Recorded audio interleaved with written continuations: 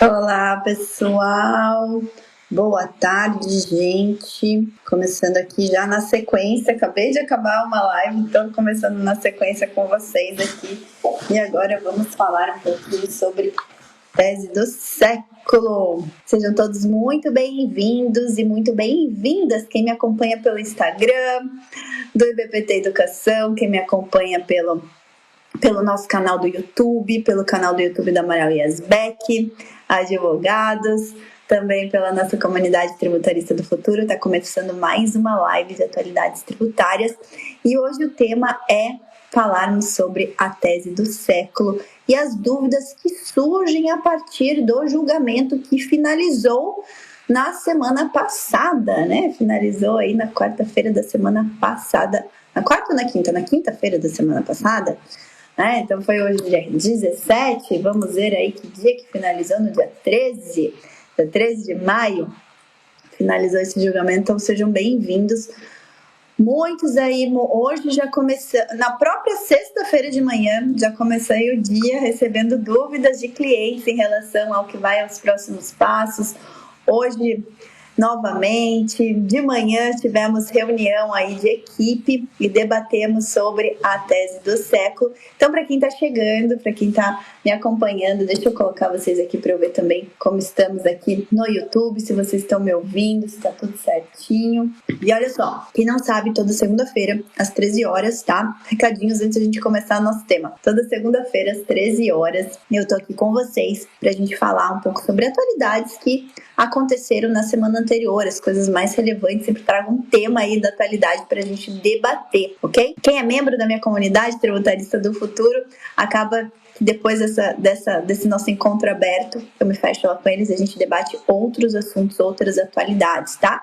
Então, quem ainda não é membro da comunidade e tem interesse em ingressar, por favor, faça contato comigo no direct, manda mensagem aí, entre em contato com o IBPT Educação e a gente vai ter o maior prazer em ingressá-lo aí também na nossa comunidade tributarista do futuro, ok?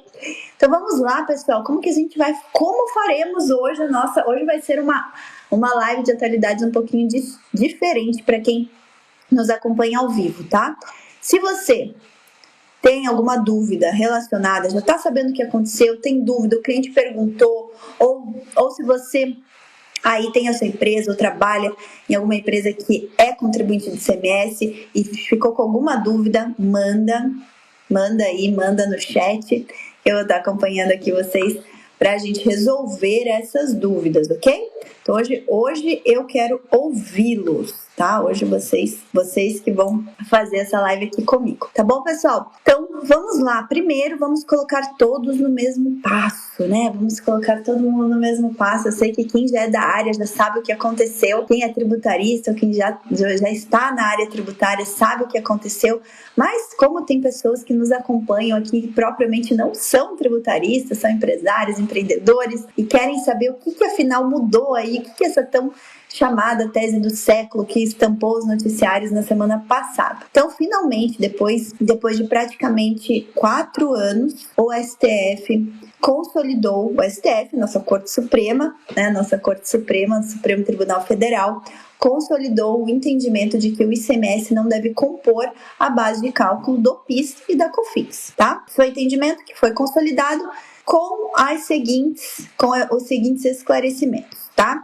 De que o ICMS que não deve compor a base do PIS e da COFINS é o ICMS destacado nas notas fiscais e não propriamente o ICMS efetivamente recolhido pelo contribuinte, e também que essa decisão ela tem efeitos a partir do dia 15 de março de 2017, que foi lá a data do primeiro julgamento, antes de se fazer esses esclarecimentos, primeiro julgamento do STF. Então, isso na prática, qual que é a consequência disso, tá?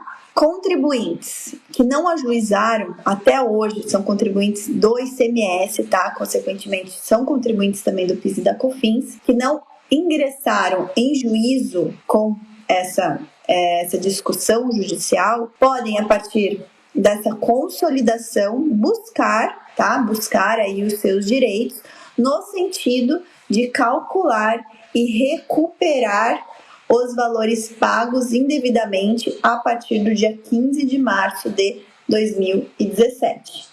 tá? Essa é a primeira consequência. Segunda consequência, quem já tinha ação ajuizada, tá? Antes do dia 15 de março de 2017 e que ainda não tinha sido transitado em julgado, não tinha acabado, porque o tribunal estava esperando essa definição do STF, agora vai poder peticionar e pleitear, agilizar esse processo para que ele acabe, transite em julgado, uma vez que estiver transitado em julgado, que se possibilite efetivamente executar essa sentença, liquidar essa sentença, seja na esfera administrativa, pedindo a compensação dos últimos 5 anos, né, por ano esse crédito compensando com outros débitos do contribuinte, seja mediante procedimento de precatório, tá, na via judicial. Tem essas duas opções.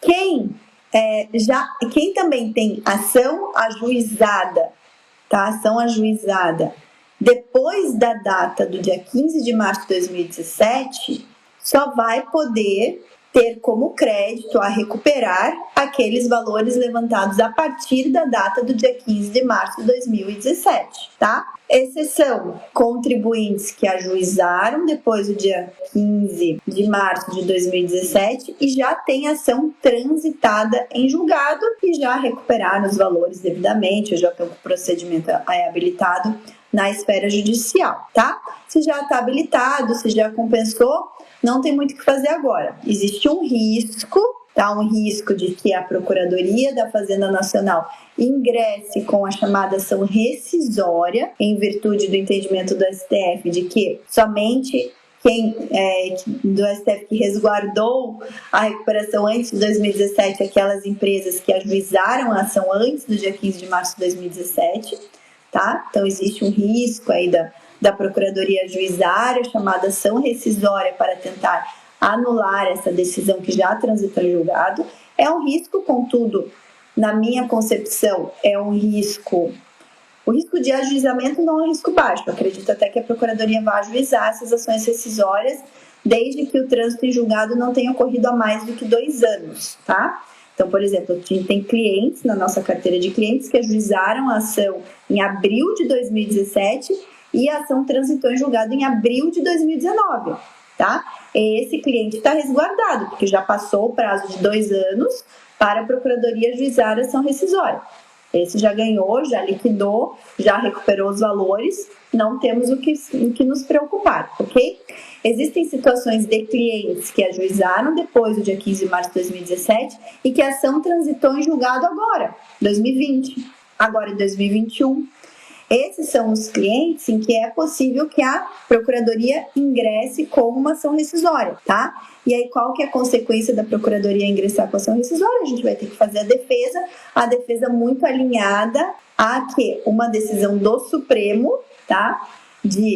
Em que ela aplique o entendimento da Constituição, essa decisão, ao mesmo tempo, não pode violar outro dispositivo da Constituição, que é o dispositivo de direitos e garantias de todo cidadão, sendo que um desses direitos e garantias é o direito adquirido e a coisa julgada. Então, uma ação do trânsito julgada já imperou a coisa julgada, então não poderia ser desfeita, tá? Por uma mudança de entendimento dos tribunais, ok? Então, por isso que eu acho que mesmo que a Procuradoria ingresse em juízo com as chamadas ações rescisórias, tentando desconstituir essas sentenças favoráveis aos contribuintes, que inclusive já foram liquidadas, a chance de êxito, na minha concepção, é muito pequena, tá? Então, o que vai ficar na mão dos advogados tributaristas é realmente resguardar os seus clientes na defesa dessas ações rescisórias, tá bom?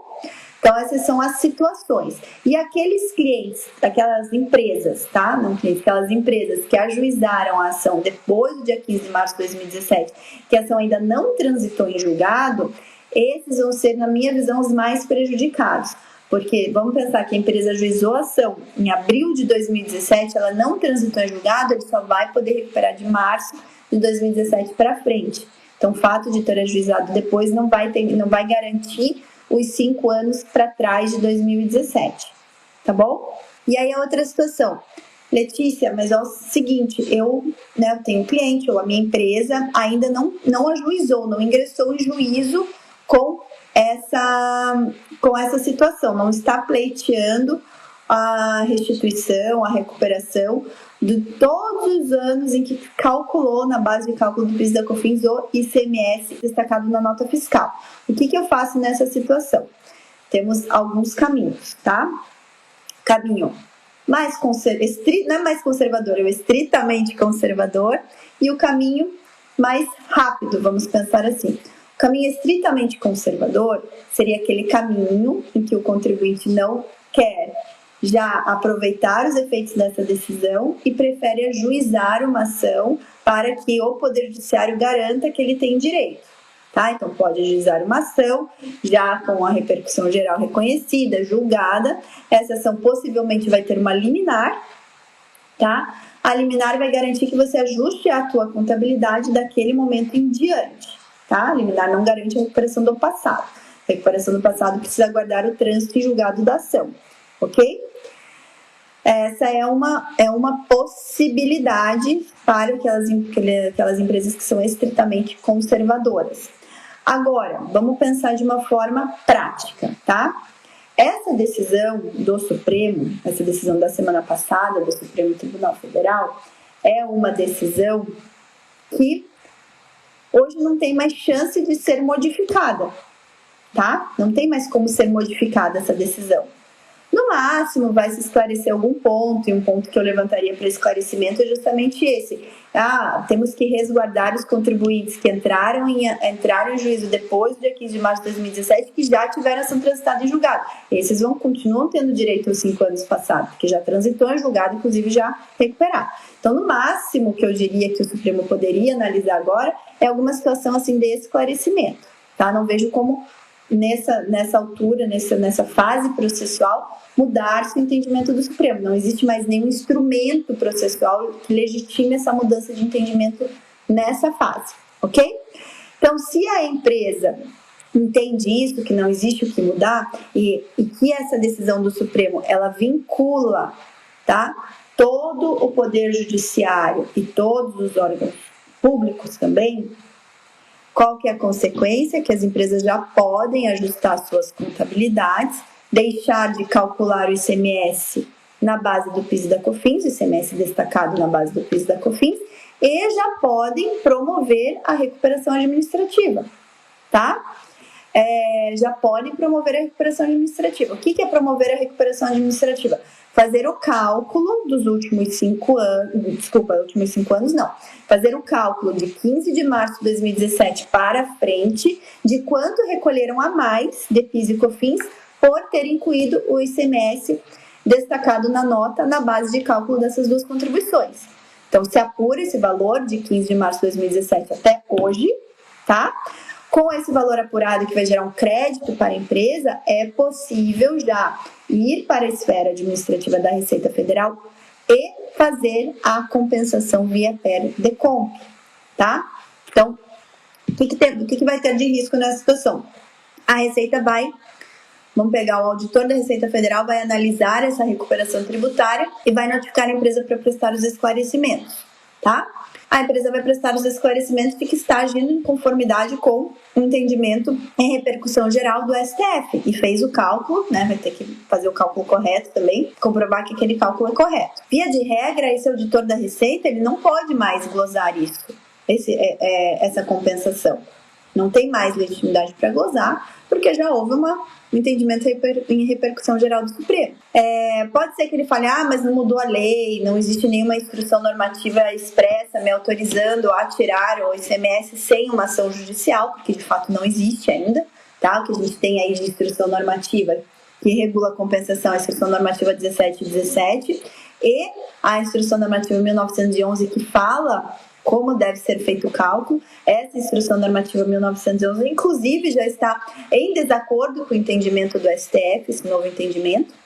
Então, pode ser que o fiscal, por ser estritamente legalista, né, e na legislação infralegal, que é uma instrução normativa, é uma norma infralegal, ele se baseie na norma e glose essa compensação, tá? Então, essa é uma possibilidade, é um risco que se tem ao não ingressar em juízo e fazer direto a recuperação administrativa. Contudo, isso vai abrir uma fase de um contencioso, um processo administrativo para se fazer uma manifestação de inconformidade, tá? O profissional que for fazer essa manifestação de inconformidade, ele já vai arguir que houve entendimento consolidado em repercussão geral do Supremo que vincula a administração. E por vincular, a compensação tem que ser validada, tá? Isso vai ser julgado no âmbito da Delegacia Regional de Julgamento.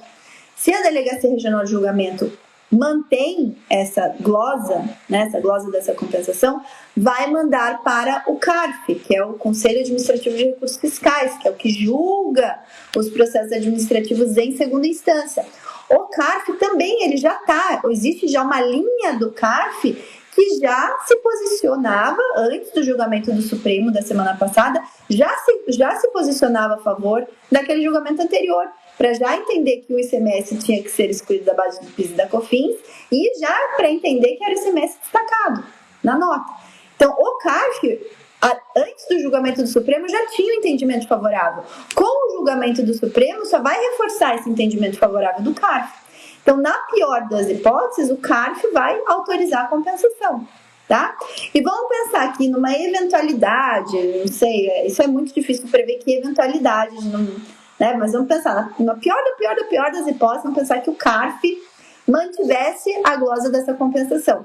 Ia ser levado o quê? Para o Poder Judiciário. E aí o Poder Judiciário não tem como não existe hipótese do Poder Judiciário não se atrelar ao entendimento do Supremo.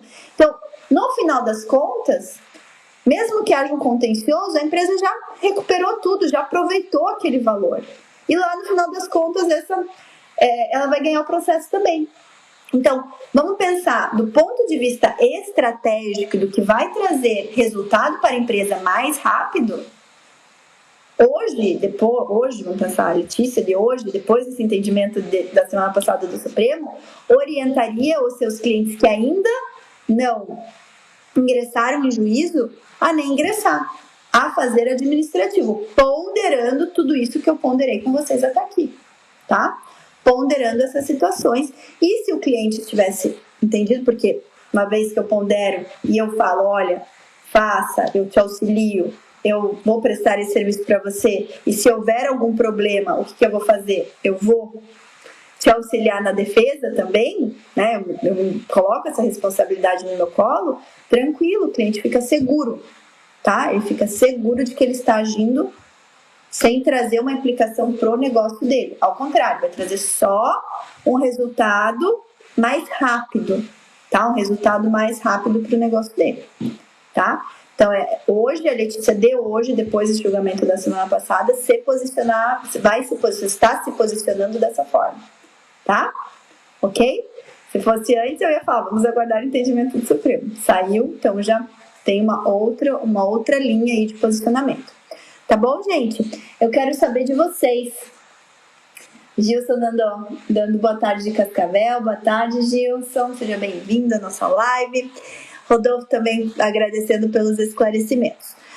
Eu quero ouvir de vocês, gente. Agora o nosso encontro aqui é jogo rápido mesmo. Eu só queria pontuar isso porque teve muita gente que entrou em contato, tá tendo dúvida, tá, em relação ao que fazer, ok?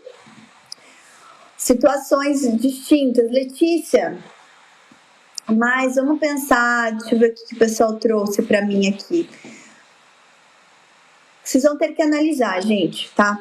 Antes de tudo, o que tem que analisar é se o cliente de vocês efetivamente é contribuinte de ICMS, tá? Ele destaca ICMS na nota fiscal, ok?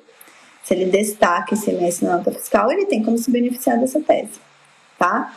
Se ele não destaca, né, se ele não é contribuinte de ICMS, não destaca, ou por algum motivo não tem, o ICMS dele é imune, é isento, a alíquota zero, não tem ICMS, ele não vai ter que se beneficiar da tese. Então, chequem só essas situações antes, né? Isso é bem importante. A Rebeca está perguntando, não teria que aguardar o trânsito em julgado? Tá, Rebeca, por qual motivo você aguardaria o trânsito em julgado nesta fase que se está? Por um puro conservadorismo, certo? Porque não tem mais o que mudar, não existe mais hipótese de mudança. Então, por um puro conservadorismo, se aguardaria o trânsito em julgado. Mas uma decisão proferida no embargo de declaração no recurso extraordinário com repercussão geral, que não há hipótese de embargo de divergência, não tem. O Supremo pode demorar muito tempo para transitar em julgado a decisão. Na prática, pouca efetividade vai ter, tá? Então, por um puro conservadorismo, se o cliente tem medo de eventualmente sofrer uma glosa na esfera administrativa, porque o risco é da glosa da esfera administrativa, esse é o único risco. Que eu já mostrei para vocês que lá na frente, por mais que tenha uma glosa lá, nas defesas não tem como o contribuinte perder. Não existe hipótese do contribuinte perder nesse momento, tá? Então, só aguardaria por um extremo conservadorismo. Ó, o Saulo está perguntando o seguinte. Não, deixa eu ver se tem mais a Rebeca antes. Ah, tá. A Rebeca já respondi.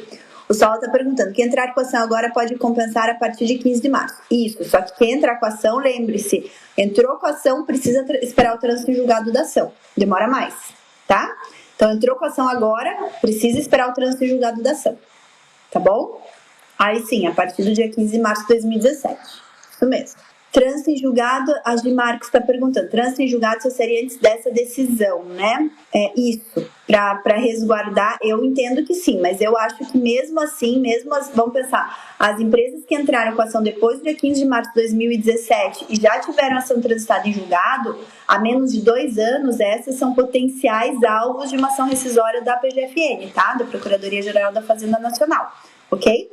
Essas são potenciais alvos da PGFN, que eu acho, tá, na minha visão, é uma ação rescisória que não prospera, ela não ganha, mas a PGFN vai entrar para tentar, todas as tentativas do fisco ele vai ter, né?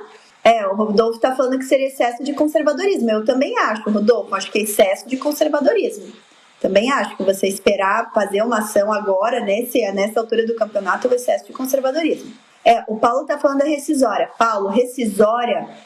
Qual que vai ser a linha de defesa da rescisória, tá? Sim, ela é incabível porque não teve alteração de jurisprudência, tá? Não teve mudança de entendimento jurisprudencial, então por isso, por si só, já seria incabível.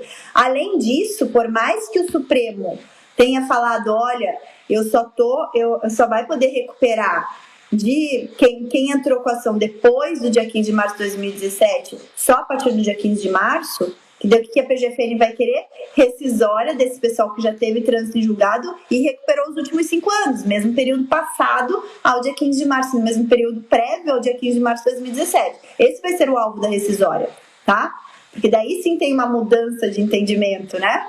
Aí qual que vai ser a linha argumentativa? Se essa rescisória é acatada, a decisão é inconstitucional porque viola a coisa julgada, tá? A coisa julgada em si, nessa situação... O próprio Supremo não poderia. O próprio Supremo teria que ter respaldado a coisa julgada. Senão ele está interpretando um ponto de acordo com a Constituição de um lado e violando a Constituição do outro. O Supremo não pode. Por isso que eu falei, agora vamos pensar, as partes interessadas nesse processo teriam que ajuizar um embargo de declaração para que o Supremo pudesse resguardar esses contribuintes. Esses contribuintes que ingressaram depois do dia 15 de março de 2017, mas já tiveram trânsito julgado. Esses teriam que estar resguardados, tá? Vamos lá, quero saber se vocês têm mais alguma dúvida para eu poder esclarecer aqui para vocês. Não? Estamos todas as dúvidas devidamente sanadas? Ótimo. Semana passada a gente teve mais outros entendimentos importantes de atualidades, tá? Eu vou trazer numa outra live específica. Provavelmente na semana que vem vou trazer algum convidado para a gente falar do DIFAL. Por quê? Porque a gente teve um julgamento importante na semana passada, contrário ao contribuinte, né, ao contribuinte do Simples Nacional em relação ao diferencial de alíquota.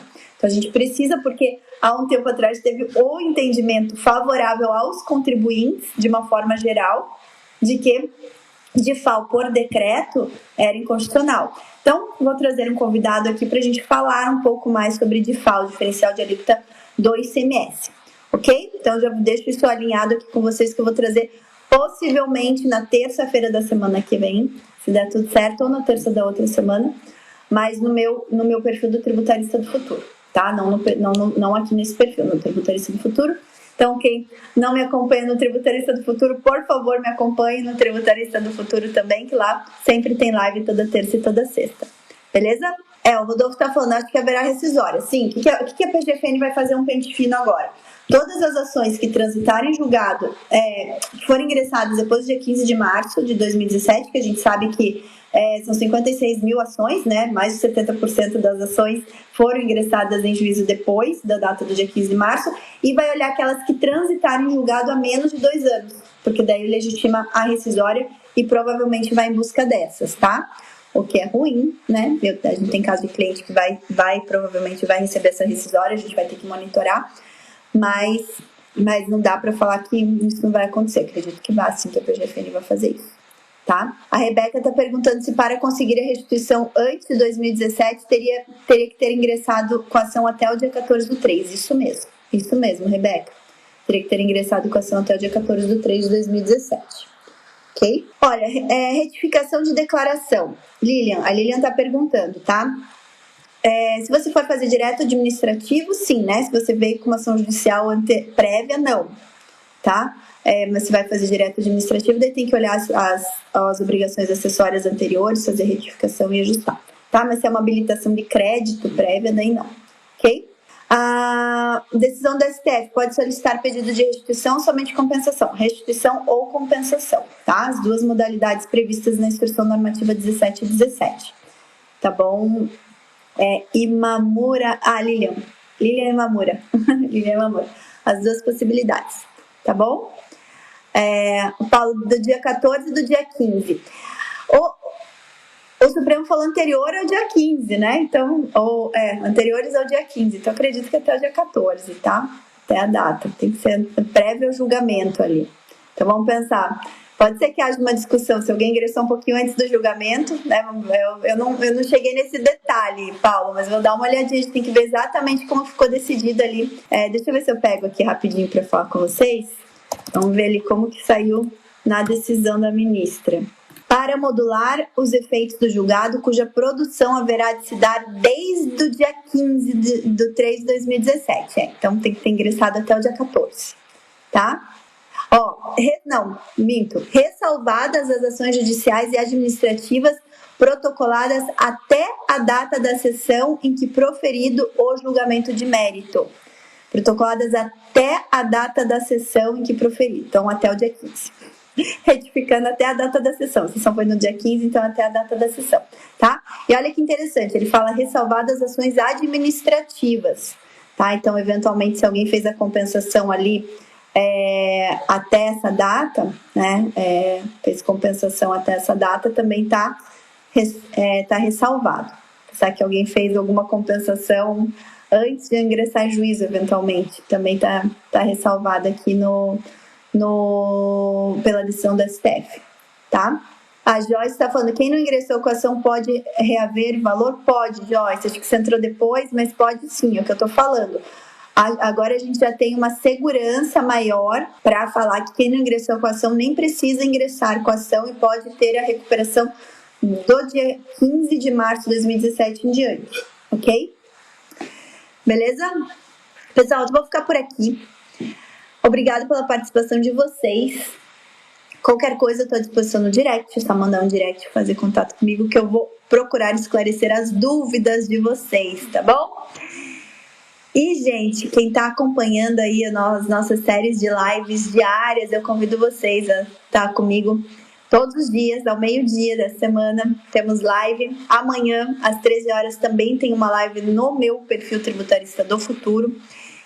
E às 19 horas, todos os dias, também temos live essa semana com o Carlos Pinto, que é meu sócio, também dos diretores do IBPT.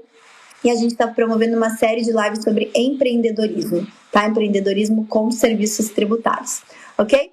Então, eu espero vocês, quem não está participando, convido vocês a participar. Semana que vem temos uma imersão gratuita, 3 dias, segunda, quarta e sexta, de imersão, para você também poder escalar o seu negócio com serviços tributários. Então, a gente deixa esse convite para todos que estão acompanhando aí, se inscrever na imersão. O link está na bio do Instagram, @IBPT Educação. e também tá nos vídeos do YouTube do IBPT Educação Tributarista do Futuro, tá bom? Pessoal, fiquem com Deus, vou entrar agora. Quem é da comunidade, gente, entra lá dentro do Facebook, naquele link do Zoom. Eu vou entrar lá agora pra gente falar um pouquinho mais sobre outros temas de atualidades tributárias que aconteceram na semana passada, tá bom? Então vejo os membros da comunidade logo mais. Fechando aqui, eu já vou entrar lá no Zoom, tá bom? Até já, gente. Tchau, tchau.